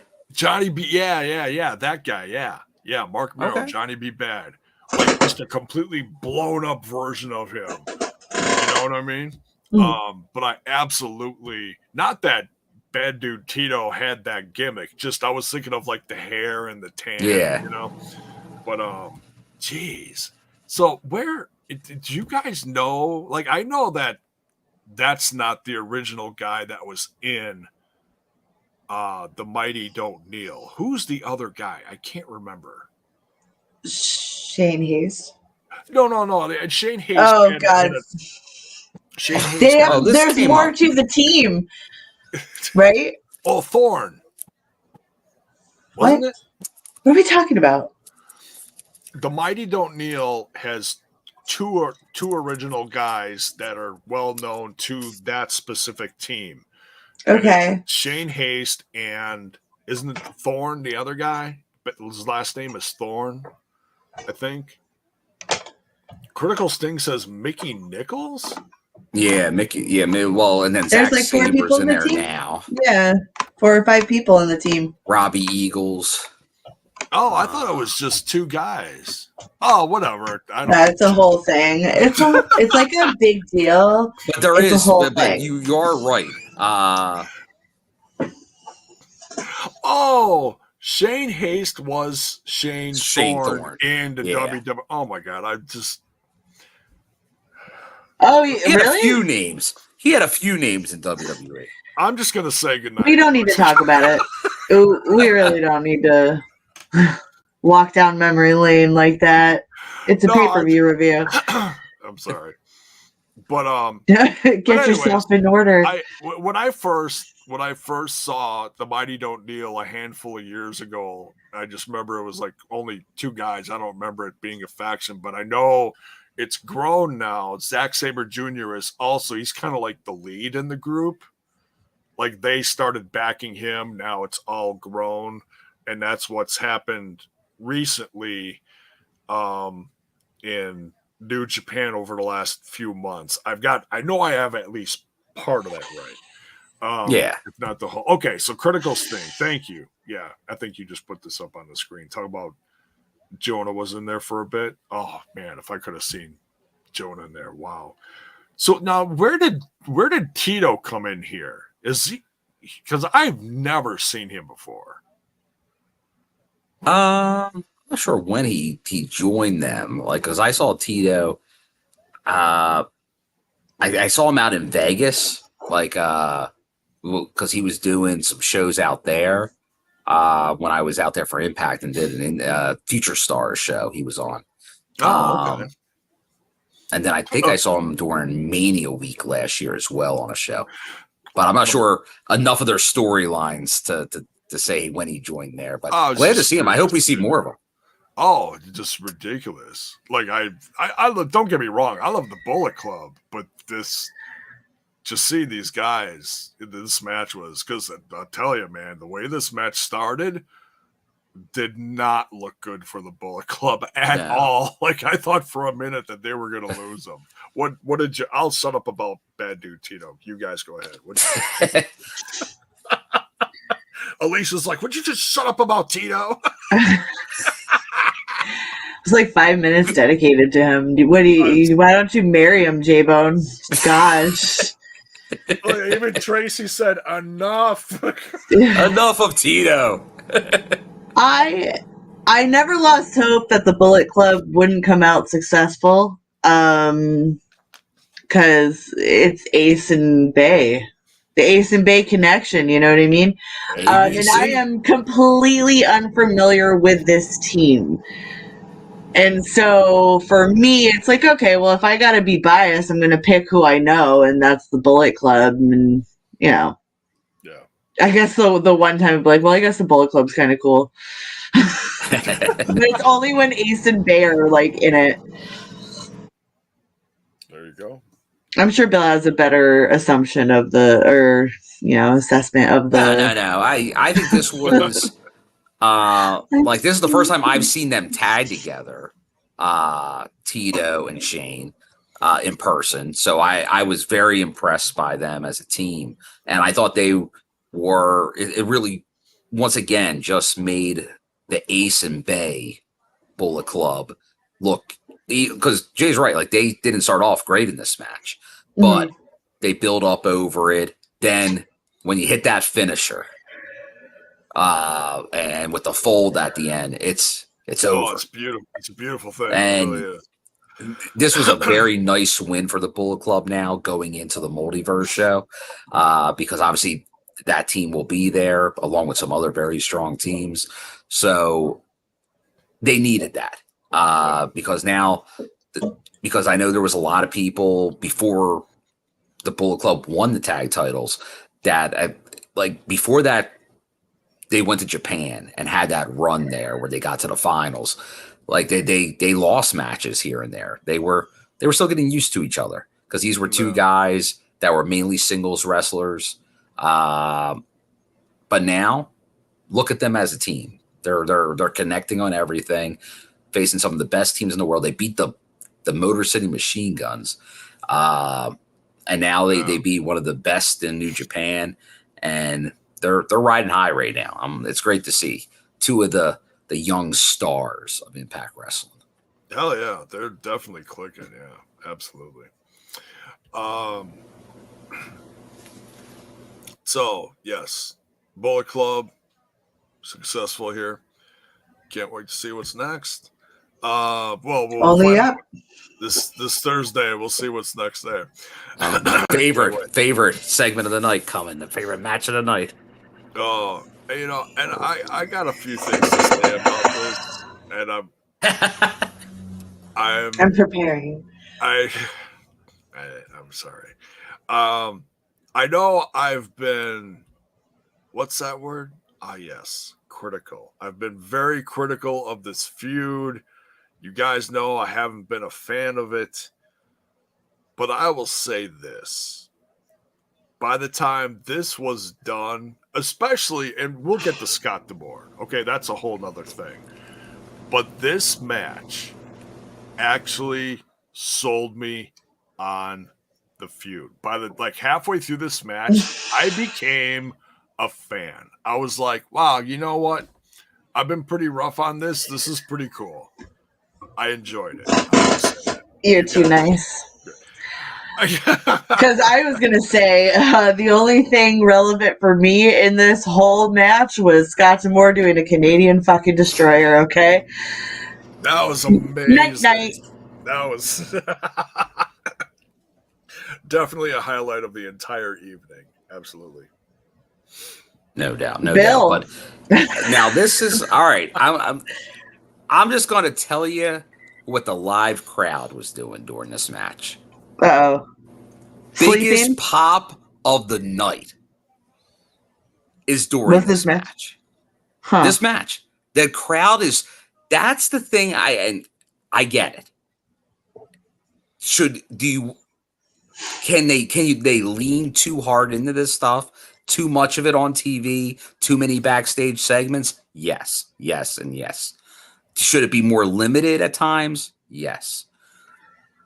But other than Bully, who had the main event match, the title match with Josh, but that match delivered. And he's fantastic on the mic as a heel. He gets more heat than anybody in the company right now. Yeah. That is just a fact. Yeah. Now, but the crowd, and I know you've been to House of Hardcore shows, Alicia. That act is so over. Like, people want that. They want to chant ECW. Like, I know that's not what they're going for. It's nostalgia. It's definitely nostalgia. It's a big play on nostalgia.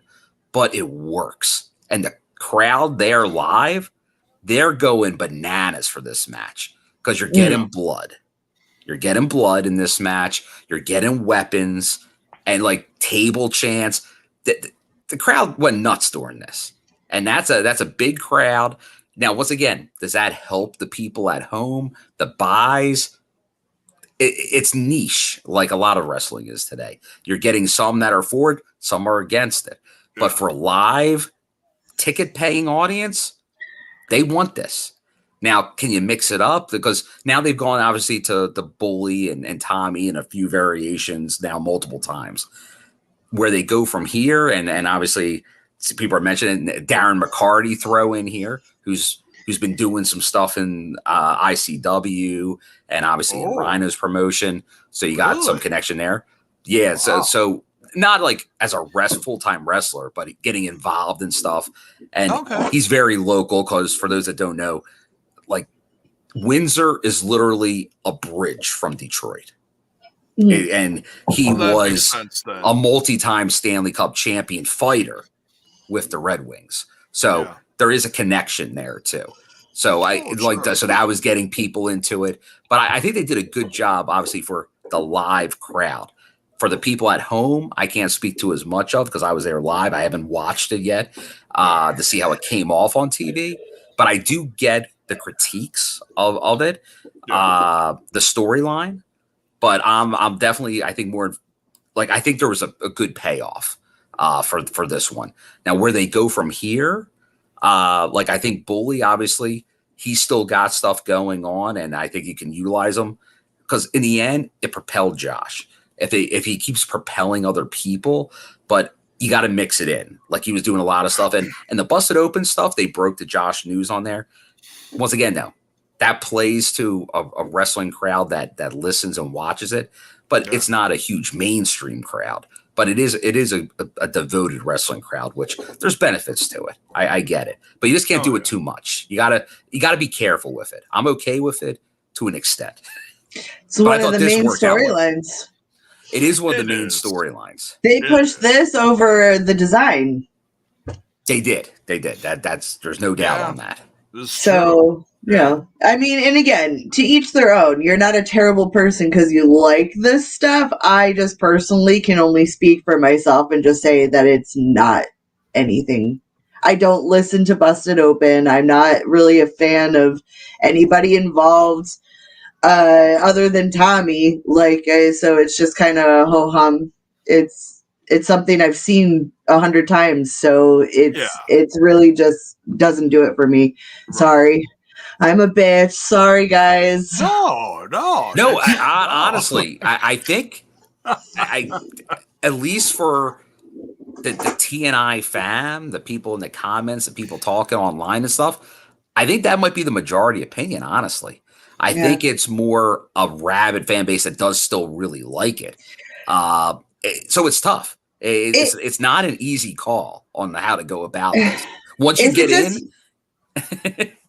Is it just young people who didn't experience ECW? Like, is it an old crowd that's living the nostalgia?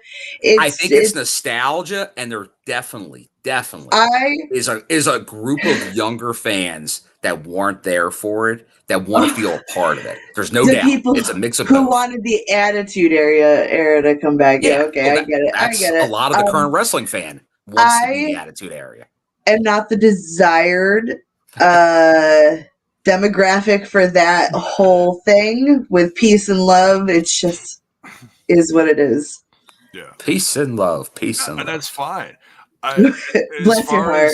As far as look, and I'm not a hockey guy. I get the hockey fans probably definitely knew who this guy was. I had no clue.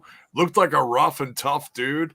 I enjoyed the spots with him. It was like, it was cool. And I gotta say, I popped and once again, you have to.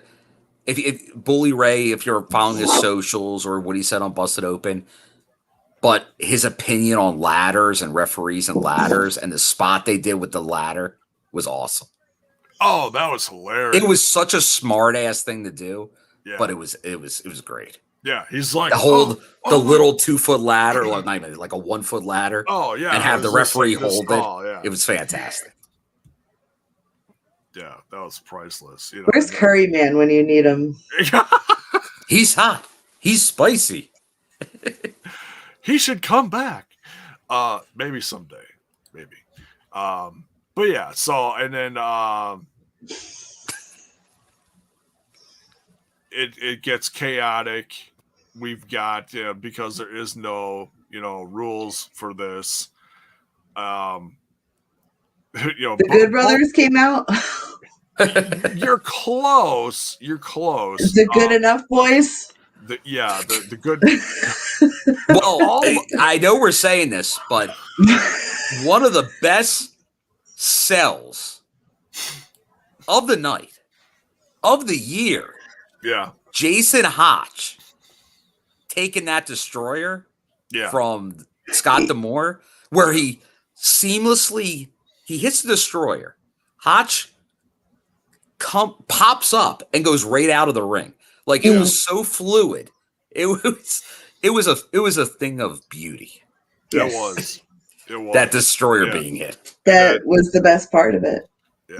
Yeah. Scott D'Amore and his charisma. My goodness, that just that crowd. I wish I actually could have been there live just to witness the crowd, blowing the roof off the place just for that. I'll tell you, and I'll never not pop for Scott throwing his watch, like him taking the cufflinks and throwing them, and the watch and throwing them. I love it every time he does it. It's all part of the shtick, the gimmick. Yeah. Like to me, that's now his moniker. Like Angry Scott throwing off things and unbuttoning the shirt. It's like the McMahon struck down the aisle. That, like, if he's walking down the aisle and he's not throwing items that he's wearing, then I don't know what to do. Right, the glasses were thrown. Yeah, the glasses. Throw the glasses. Yeah. I was like, did you just throw his glasses? Oh my god! Oh, man, my glasses are all effed up. They're scratched. I wouldn't even in the shape they are, I wouldn't think about throwing them. He can afford a couple pairs. Yeah, apparently. Yeah, he's the president now. Yeah, right. The big head cheese. Yes. The honchu. El Presidente. So Bully gets the win here, even though Tommy had busted him open way earlier, but everybody with the shenanigans, giving him the towel and everything. But that's what a good heel does. Deep. And even though the whole point was, and it was obvious because he did it right on camera. But it was too deep in the sense that for what they were trying to do, which is conceal it by just like kind of pressuring and wiping away, it didn't help. That was almost more funny. It was watching him like wipe it all away, and then all of a sudden something just back again. Would pop Geyser. Up and poosh, It's like, no, man, keep going. Tommy should have won this. That would have been fun, but it's Bully, so Tommy's probably in the mindset of, I don't really have to win much anymore. Tommy is one step ahead of Johnny Swinger. Yeah, but we'll see what happens on TV. Like, because it looks like it's got to be done after this, right? Right? No. There's nightmare, the humanity. I can't. Something's gonna happen on Thursday. Take anymore. I think there's a preview online, but it looks like they're gonna have a little Fallout revenge this Thursday. We'll see what happens. But on to the main event. I know it's getting late. We'll wrap this up. Main event time. And this was keep my eyes open. Yeah.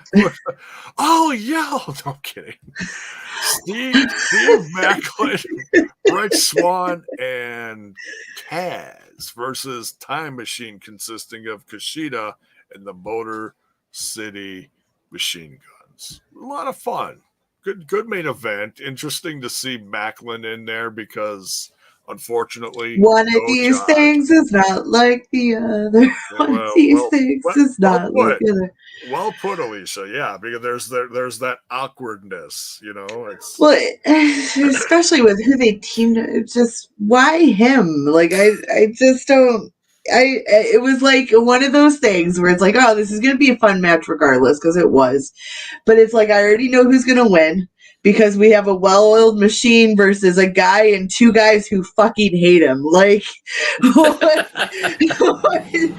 am I supposed to do with this? It's broken. It's just throw it all away. And and that's part of the story. But that might be why I fell asleep at the end. Yeah. Well, yeah, but see, now that, I guess the ending's the key in this match, because obviously there was a lot of disconnect early.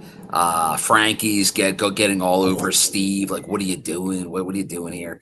But then Steve kind of starts 3/4 of the way through the match. He's pulling his weight. He's helping. He's breaking up tags. He's not kind of doing his own thing. He's looks like he's working for the team, tagging in and out, doing everything he should. But like, then he's coming around. Kind of stuff starts running amok. Time machines getting in, the multi-man, different moves in to kind of get the advantage. Then at one point, Maclin is tied up with KUSHIDA at the end, and he gets the hoverboard lock on him. And we get a pretty quick tap out from Steve Maclin against the man he's facing at Rebellion for that title, the world title now. See, that's what I was talking about.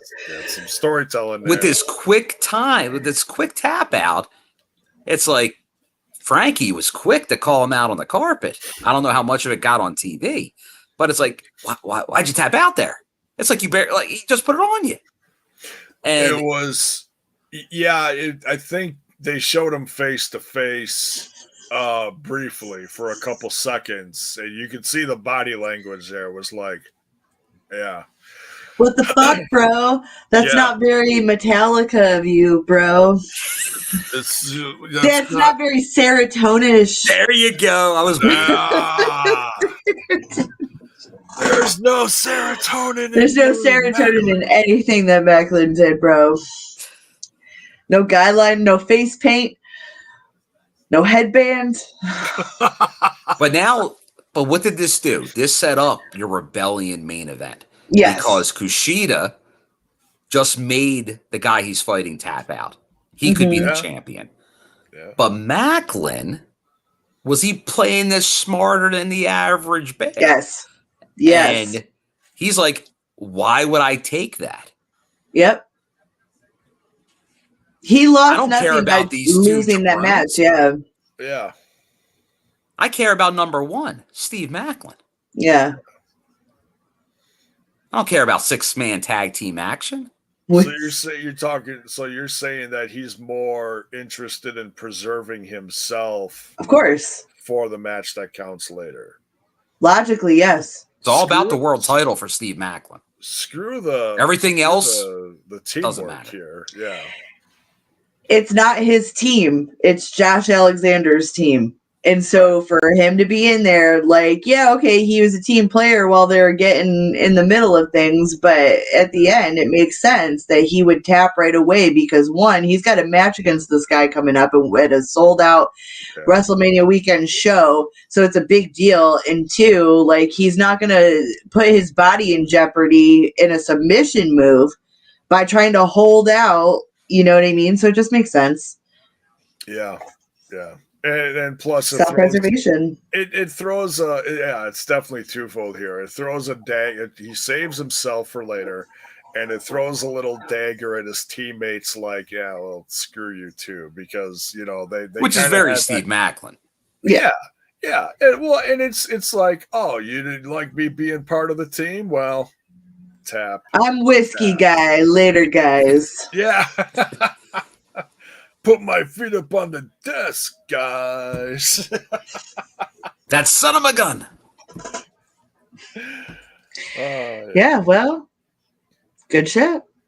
Yeah, it was. Yeah, a little bit of everything, and that's what I love about these shows. You get a little bit of hardcore, you get the great knockouts action. We saw a lot of new stuff tonight from the knockouts, KiLynn King kicking off the show tremendously in the countdown match. You had the debut vignette of Jody Threat and the comeback of Tasha. A well-rounded night for the knockout. Yeah. Great stuff. And then great, like my biggest pop for tonight, that tag team match. Just, I'll shut up. Go ahead. What'd you guys think? No, I thought it was a pretty fun show. Obviously, they had a few curveballs last minute they had to deal with the Mickey. Yeah. Like you had Mickey versus Jordan on this show, and that probably would have been the match of the night for a lot of people. So not having that on the card and to come up with what they were able to do still, and obviously Josh, you were going to be telling that story with Maclin. I thought they did a pretty good pivot for last minute scenarios. And I did like, obviously there was some very good action on this show.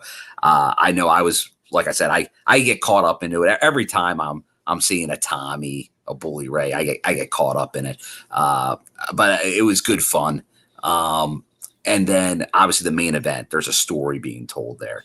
But it made me look forward to the Multiverse show more and to Rebellion. And that's the goal of these monthly specials, is to get you really amped up for the big four. And I think that did the job here. Yeah, absolutely. Yeah, well-rounded, good stuff all around. And I can't wait till Thursday. It's it's gonna be a later show from what I'm hearing. I know they're gonna have like the regular episode, which is kind of gonna be like almost like a countdown, like a studio show featuring the KUSHIDA, featuring some matches. Yeah, like how the Josh match against Kenta. I don't know what else they've advertised for it, but yeah, so they'll be coming from the studio showing matches, and then that will end about the normal time, about 10 Eastern, which will kind of be a countdown show to the Multiverse show that'll be live on Fight. What? Yeah. So so it'll be like 10 Eastern till probably midnight-ish Eastern.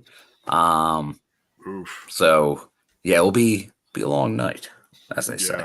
I mean, I'll review the regular show, but I don't have any intention of watching the crossover show, so it's all you guys.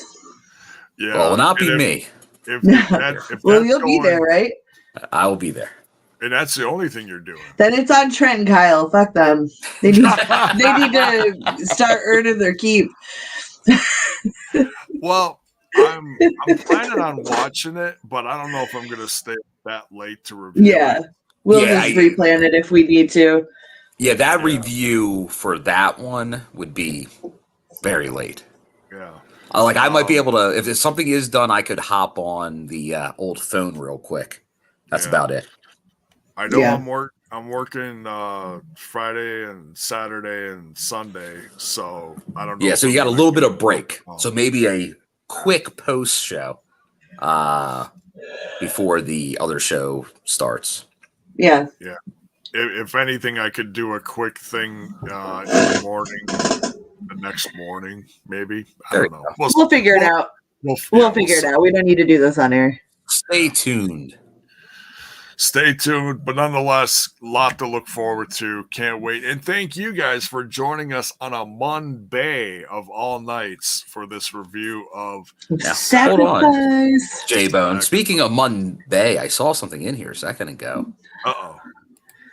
Let's take a look at this. The ultimate finesser, your girl's favorite wrestler, Chris Bay.